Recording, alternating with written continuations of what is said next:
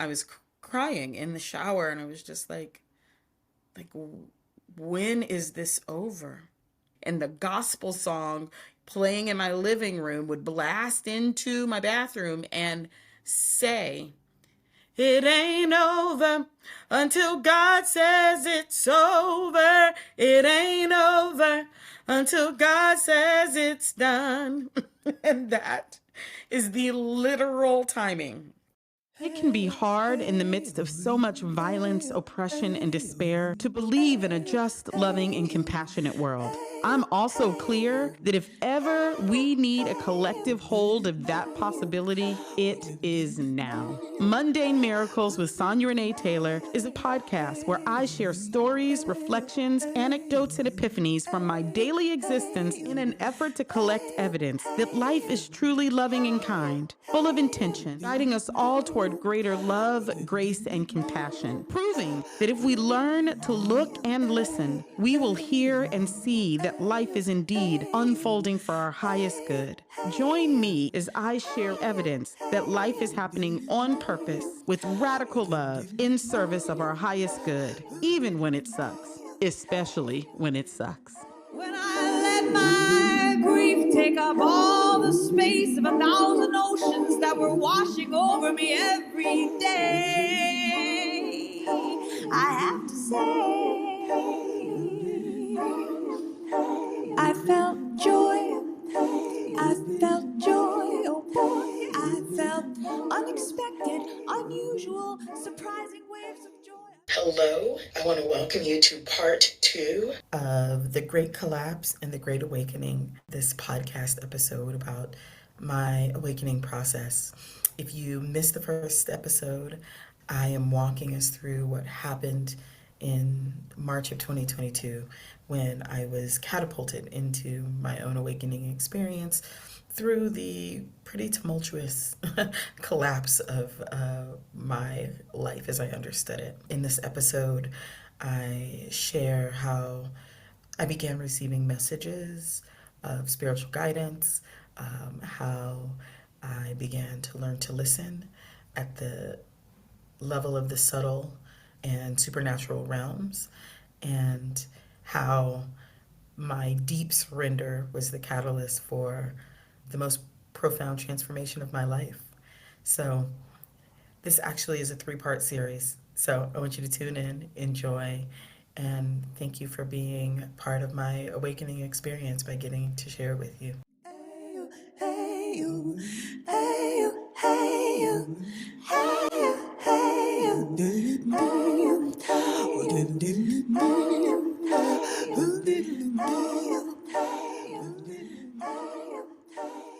We've gone Tuesday, the dog has cancer. Wednesday, the partner's in love with the new person. Thursday, the relationship ends. Friday, the country goes into lockdown. Saturday, I ask them to leave. I'm now in this house where I was supposed to be having retreats, and instead I am, alone with my dying dog. And, I won't bury the lead. Anastasia lived 7 more days. By April 4th, Anastasia died. By a week later, Anastasia passed away.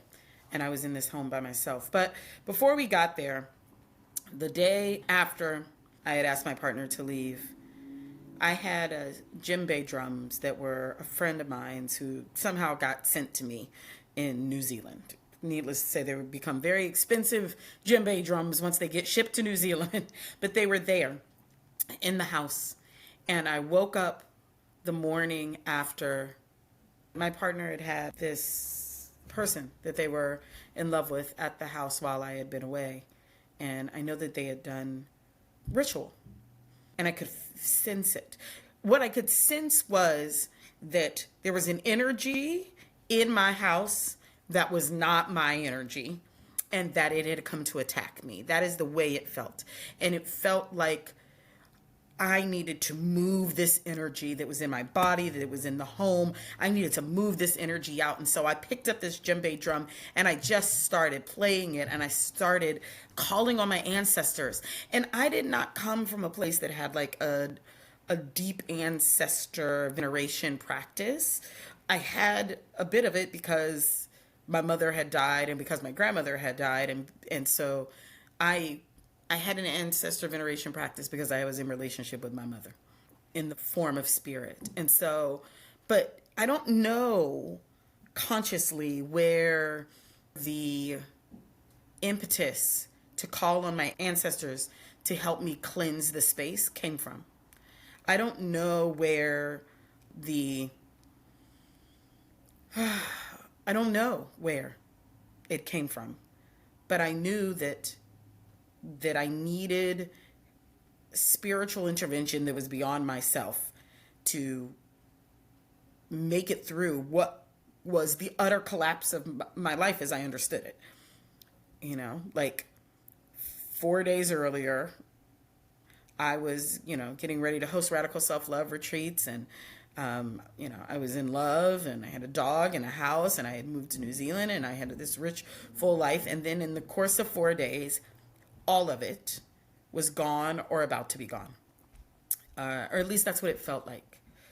And so I began playing the drum, and there was a table in the center of my dining room. And this table had been made by my partner, and my partner made the table to host the people who were going to be at our retreat, at this radical self-love retreat. And so they built this table by hand. It was massive. It was meant to seat 10 people. And the person who they had fallen in love with was an artist. And so that person had inscribed something on the table. And so I'm in this house by myself, and here there's just this ginormous table with the inscription from the person who my partner had left me for. And, or at least that's the way I was experiencing it. And I wanted nothing more than to burn it down. I was like, if there was a way to set this on fire without setting this whole house on fire, I would have set that table on fire. And it was like, it was massive, and it was sitting in the center of the house. And every day I had to maneuver around it. And so I would, make myself some food, and I would go into my den. And I wasn't eating much, needless to say. By the day after my partner had moved out, maybe I was eating once a day or something. And I would go inside the den. And this one particular day, I took my dinner and I went inside the den and I sat down on the couch. And I heard, "Go eat at the table." Now, up to this point, I had not received auditory messages. My relationship to how spirit or ancestors communicated to me did not have any clear pattern or structure around it. I didn't have a real sense of how I got messages. I didn't have a real sense of how I listened. I thought. I didn't listen, I thought. And that's not totally true, because there are definitely things that I did that felt like knowing. But even that I would have just called my intuition or my hunch, or I didn't have language to name it or understand it. And so when I heard this voice tell me, "Go sit at the table," it was auditory. But I was in such emotional disarray that I didn't have yet the capacity to question, why am I hearing auditory voices? I just had enough capacity to argue with it. Right? I had enough capacity to be like, I don't want to sit at that horrible, awful table. And I heard it again. "Take your food and eat at the table." And what is true is that the day before, I had cleansed the space and I had called in the ancestors and I had prayed and I asked God and my angels to help me, because I felt like I was going to lose my mind. And when I'm having a moment right now. There is an artist named Yeba, and I love Yeba. And it was my former partner who put me on to Yeba. And one of Yeba's earliest videos on YouTube is her at some club in New York City singing a song called My Mind. And at the time, I want to say all of this might have been a month before the end of the relationship. Like it was real, it might have been January that I was listening to this song. And I did not know at the time I was listening to the song that I was getting ready to be, starring in the lyrics, that I was getting ready to be the, what do they call it? The like live animation motion picture for Yeba's song, My Mind. Anyway, I just thought about it. I'll put the link to the video in the show notes so you can have your mind blown by Yeba and also the like lyrics. So anyway, I knew enough that I had called on some energies that were now giving me instructions and told me that I needed to go eat at that table.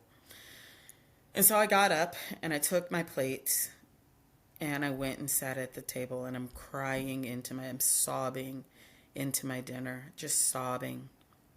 And I hear, "This is now your altar." And I had an altar in my bedroom. I had this 3-shelf system, and one portion of the shelf was my ancestor altar, and one portion was my altar to like my career, and then one was like family and friends, and then the bottom was like my books and journals and things like that. And by this time I had a few tarot decks that I used and that I liked, like an oracle deck. And yeah, I started collecting tarot decks. Not that I was particularly consistent in using them, but I had been collecting them. And so I had quite a few tarot decks by this time. And so I was told, "This is now your altar." And I began to move all the things that were in my bedroom altar to the center of the table. And it was such an interesting experience to have this piece of furniture that absolutely represented the collapse of my life, is how it felt, now be the place where I was being asked to do ritual every day. And so I set it all up. I set up the space, I set up the altar, and I began to move through using that as my altar space. And I was in such outrageous grief. God bless my therapist, who you all have heard me mention, Dr. Jocelyn Bronte. God bless her, because she's the reason I didn't end up probably in the psych ward during this time. Because I would wake up and, I would just cry myself to sleep. And I had a lot of support over the phone, because remember, we're in the middle of the lockdown. So now I'm in this massive house with a house, with another house, a house with 2 other houses, all alone with my dog. My dog is still alive for the first, like I said, week of this experience. And other than that, I am completely alone. But my friends would do things. I had my friend Katerina and her then boyfriend, Ben, would call me at night, and Ben would read excerpts from The Little Prince to me until I went to sleep. And it was so soothing. It was such a gift. I would be in such despair by the time I'd go to sleep that it would be almost impossible to get any sleep. And this one morning I woke up and I was just like, what is happening to my life? Like, why is this happening to me?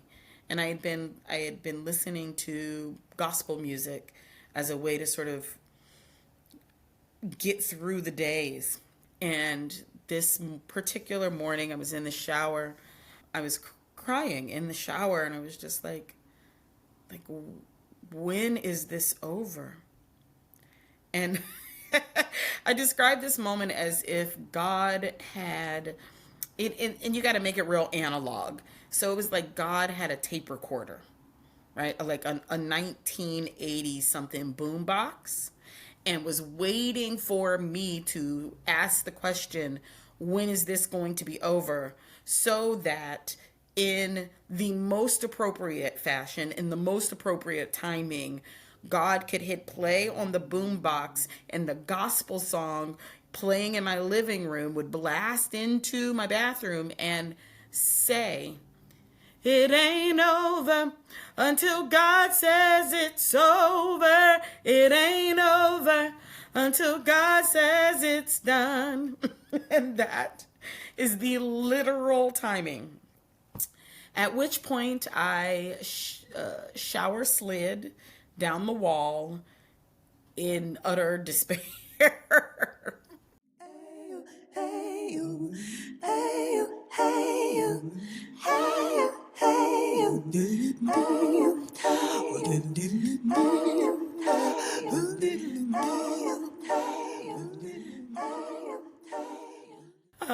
and it's, it's such a gift that I can laugh about this today. But it really was, next to my mother dying, the worst moment of my life. And I had some pretty wild other moments. But, what I think is important to know is it wasn't just that my relationship was ending, or just that my dog was dying, or just that, what I thought was happening with my career wasn't happening, or just that I had moved to the, bottom of the world and was now thrust back into the kind of paralyzing isolation that was sort of cut of my own nightmares. It wasn't just that. It was that something had cracked open in me that I could not seal back. That there was something I had been trying to hold together that I could no longer hold together. And I had no idea how it was going to be held together. Or that it wasn't. Like, I felt like I had been shattered into 1,000 pieces. And every day those separate 1,000 pieces had to figure out how to get through the day. And so, I hear this message from God's boombox, that it ain't over until God says it's over. And that was when I surrendered. I realized that however I was going to survive this experience, it wasn't going to be on my will. It wasn't going to be because I thought it up. And so I said, I surrender. I surrender. I surrender. I surrender. Please help me. And the next morning, when I woke up, I was told to get up and get dressed. Now, again, when I tell you I was told, I'm not being cheeky or metaphorical. I was receiving auditory messages. I would go into my closet and I would hear, put on the yellow shirt. And again, thank God for my therapist, who I was like, I am hearing things. Every day I'm being told what to put on. And my therapist, I said, am I going crazy? And she said, you're not going crazy. And I was like, what's happening? And she said, you're awakening. And, a part of me was just like, well, fuck awakening. I'd prefer not to, except that I had already surrendered. I had already said, whatever is happening, clearly it's above my pay grade. And I can't do this. And so I just said yes. And so when I was told to put on clothes, I put them on. Every day I was told to take a shower and put on a particular color and then go to the altar and then do a particular kind of tarot reading, generally, a tarot reading about my day. And I was new to tarot. I knew enough to like open the book and read the definitions that were inside the book. That's what I knew how to do. But I was being taught how to do this. I didn't buy any of these books, y'all. I had my belongings mailed from the United States to New Zealand. And I ended up with some things that were not mine, things that were, I don't know whose they were, but they were not mine. And amongst those were several books. One of those books was Learning the Tarot. Another one of those books was also about the Tarot. Another one of those books was about ritual. And another one of those books was about Orishas. Again, I didn't know anything about these things, but all of a sudden I just had books. There were just books there about these things that were not my books, that I did not purchase. And so I started doing these readings every single day, and they would be 2 hours long. I was in deep practice. And what's true of how I learn when a gift comes online, and for me, that there really is like, there is some thing that I have a natural aptitude for. And if given the time, I am directed to immerse myself in the practice of it. And it is through the immersion in the practice that I build skill and proficiency and learn how to wield this gift. That is how poetry came to me. That is how this astrology practice has been operating. That's how writing has operated for me. And so this is what was happening with tarot. Every day, 2 hour long reading. And it was walking me through the energies that I was living. It was like I was being given a daily guide of the energy that was moving. And it made this thing that felt like just collapse and chaos feel ordered. Like, this is intentional, and you're being given a sneak peek into how to understand these energies as they play themselves out. And that was helpful and powerful. So every day I would take Anastasia and I walk Anastasia on the beach. Like, we would just get in the car and drive because everything was locked down. And technically they even had it so that you shouldn't be, like, if you were to go outside for a movement, then the goal was that you should live near where you were going outside. And I wouldn't do that. I would just drive for maybe 40 or 50 minutes, and I would drive someplace really, really, really, really far. And then Anastasia, places I'd never been. And then Anastasia and I would walk. And so we walked on so many beautiful, just glorious, stunning beaches that first week. And one of the beaches, there are several videos I have of Anastasia and I walking on the beach that last week of her life. And, she was on steroids, so she was so peppy and alive and like just there. And we took this long, long, long drive to literally, I have no idea where this place is. I don't think I could ever find it again. I want to say maybe it was a 2.5 hour drive. And the gate to get in the park was closed.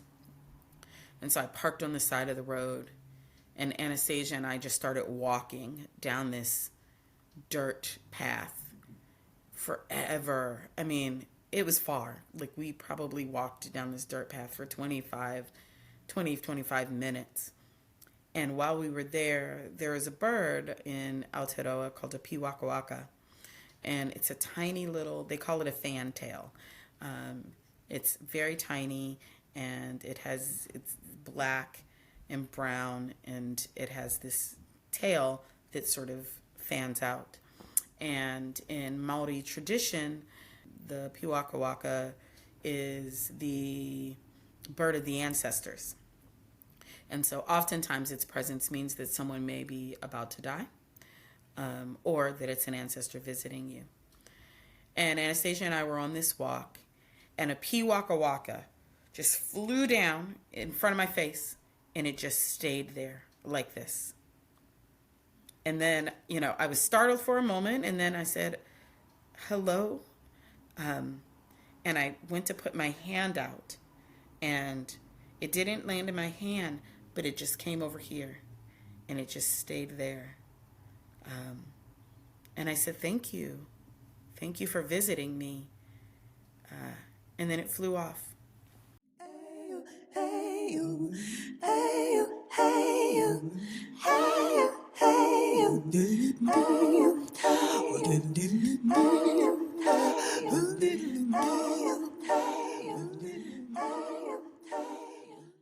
And Anastasia and I,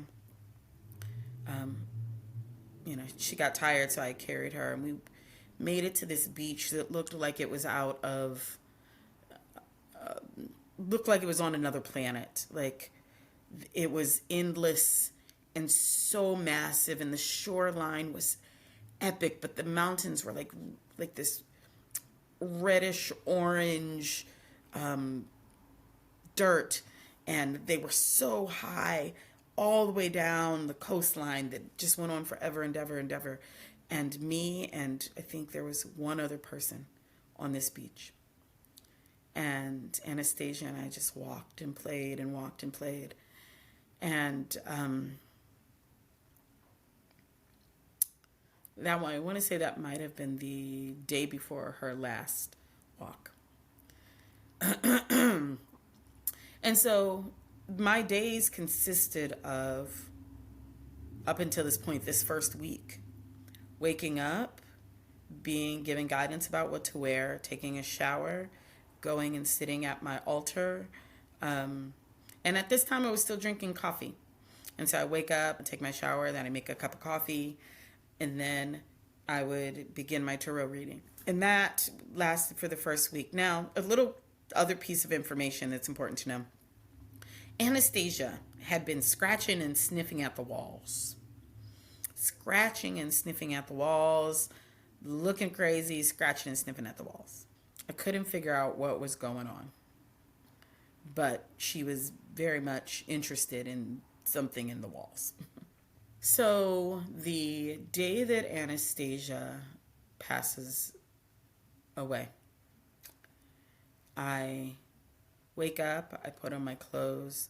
Now, I had been receiving information and I had been talking to people because I knew she was ill. And they told me that she would have to, because everything was locked down, that I would have to take her in and they would, euthanize her and call me and I could come pick up my dog's remains. And I was like, you can kiss my whole ass. So I can't really language how mortifying it was to think that, like, the only being who I had left to be in this journey with physically, I was just going to drop off someplace and they were going to return her in a bag of ashes. And so, I had been talking to various people about, like, what I might have to do to, like, euthanize her at home, if she started to be in pain and suffering. And, I was like, I don't want to do that. I don't want her to suffer. And so, however I can help her go, and I'm not leaving her alone, in this process. And so I wake up this morning on April 4th of 2020, and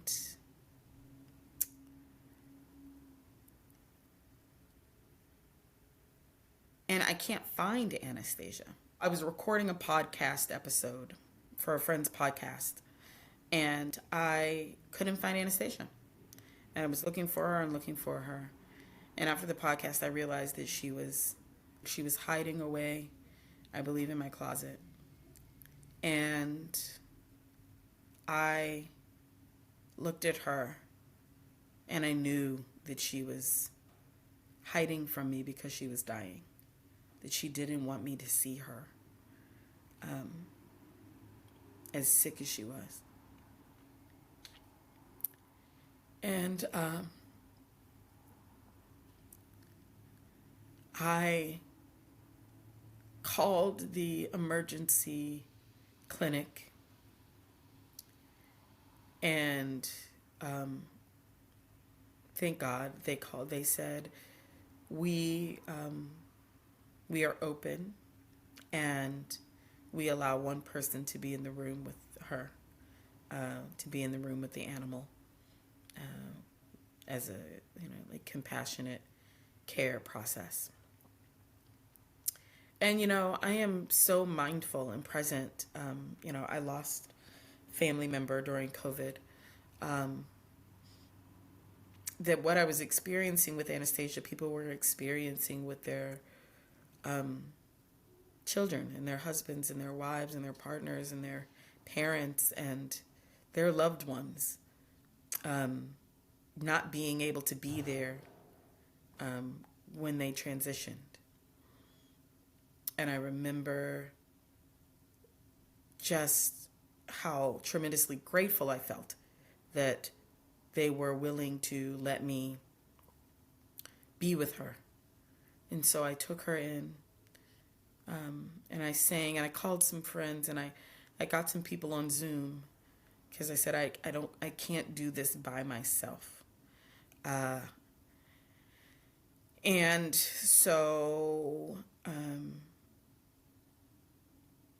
a bunch of people were on Zoom with me, and we walked in, and they allowed me in, and I had her wrapped in my grandmother's nightgown that I would wear. That was my grandmother's nightgown, and I had Anastasia wrapped in that nightgown. And and she died in my arms. And I walked out of that space and I screamed in a way that felt like it came from I don't know where, right? Like it was so guttural and full of sorrow and utter devastation. And I was so angry at life for fucking with me at this level. That's what it felt like. Like, what in the fuck is happening? Like, the only thing I have left? Like, you've taken the only thing I have left, is the way that I was experiencing that.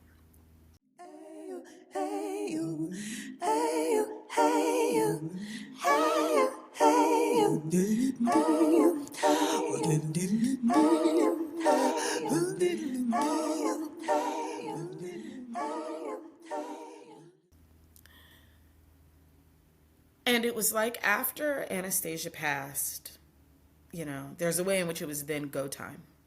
All of a sudden, I was thrust into a different level of spiritual expectation. And so what began happening after Anastasia passed away is that I would go to sleep at night, and then at 4:00 in the morning, it was like something had picked up my house and dropped it on the ground. I would be awakened every morning at 4:00 in the morning. And if I tried to ignore it, I would be awakened every 15 minutes afterward until I got up.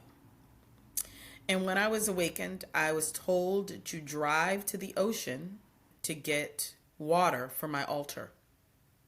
There was a nearby beach, the beach that I had, often walked Anastasia on before she became super ill.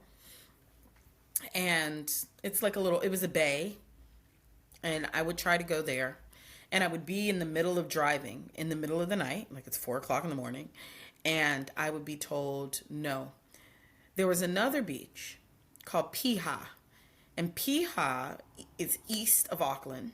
There are two bodies of water that surround New Zealand. One of them is the Pacific Ocean, and the other is the Tasman Sea. And the Tasman Sea is the sea in between New Zealand and Australia. And the waters of the Tasman Sea are incredibly intense and incredibly violent. And at Piha Beach is where the Tasman Sea waters meet. And it's a black sand beach. And the riptides are often known to kill people. People die pretty much every summer from the riptides at Piha Beach. And I'd be told at 4 o'clock in the morning to drive to Piha. Piha was an hour away from my house. And so by the time I got to Piha, it would be 4:50. And at this point, I would say that like sunrise might have been at like 6:15, 6:20. So I would be sent to the ocean. And when I got to Piha, the waves, it would be low tide, which would mean that in order to get to the water to fill my picture for the altar, I would have to walk in the dark for what felt like eternity, walking in the dark to get to the shoreline to gather water. The first time I did it, I got so overwhelmed with fear, I just went back into the car and cried and fell asleep in the car. And then the second time I was directed, it was so clear that this was an assignment that I was to figure out how to do. I want to say that it took me 3 tries to get there. And by the time I would get back home, it would be sunrise. And then I'd be cross-eyed with exhaustion. Because mind you, I'd be up all night crying, like be crying till midnight, 1 o'clock in the morning, not sleeping well, and then being awakened at 4 a.m. to then go drive to the ocean and collect water. Eventually, I figured out how to do it. I'm certain it was within the first week after Anastasia died. I discovered why she'd been sniffing at the walls. I opened one of my drawers and there were mouse droppings. And so I had a mouse in the house. And I had mouse trauma. One of the first times that I was separated from my family, my mother went into rehab and we had to go live with my grandmother. And when we arrived, there was a mouse infestation in the house. The mice were making nests in the shoes, in the drawers. There were mouse droppings everywhere, and there were often dead mice. And one morning on my way to school, there was a dead mouse in the middle of the floor. And I can't remember. In my mind, there was, my grandmother said, "Look, Sony," and tricked me and made me look at this dead mouse. Now, there's a way in which that feels like nothing that my grandmother would ever do. And also, my grandmother was a Scorpio. So every once and again, she would do some wild shit you would never imagine she did. And so I don't know what's true about the memory. What I know is that I didn't eat Cheerios because I was eating a bowl of Cheerios that morning before school. I didn't eat Cheerios for like 30 years. I know that. And I know that I had an absolute, phobic response to mice and rodents in general. And every time that I had a place where I lived that had a mouse infestation, I just left. I would just move out. That's what would happen. If there was mice, I would just move out. You can have the house mouse. And so here I was, but I didn't have the option to just move out because we were in a lockdown and I was here. I was also trying to get out of my lease. I was in a battle with the landlady who I'd been in a battle with since we moved in. She was a pretty awful person. What's true is it doesn't matter how beautiful or grand the house is. It doesn't matter how glorious or special it is. None of that matters. Because when you don't want to be someplace anymore, you don't want to be there. It doesn't matter how beautiful it is. It doesn't matter how well appointed it is, how comfortable it is, how high end it is. None of those things matter. You know, that house felt like it was the definition of devastation for me. It no longer meant anything other than the place where my whole life shattered apart. And I wanted nothing more than to get out. Hey you, hey you, hey you, hey you, hey you, hey you,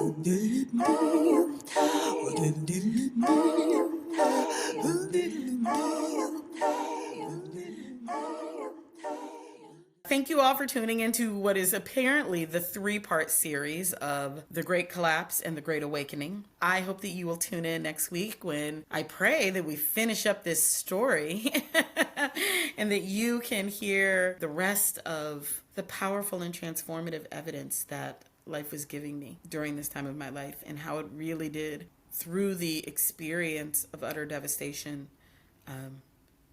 create the opening for complete and total transformation in my life.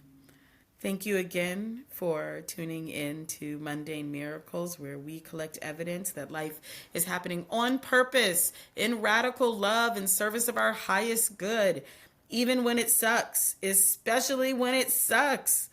I hope that you will just continue to encourage other people to tune in and listen to Mundane Miracles. If you are getting something out of it, I hope that you will encourage others to participate in this ritual of evidence collection, and that together we can continue to bring the sacred back into everyday life. I believe that that is one of the powerful ways that we will heal and transform not only ourselves, but the world that we live in. I can't wait to talk to you all again quite soon. In the meantime, continue to love yourself radically and love each other the same. Bye. You think you are dying, but you are being born.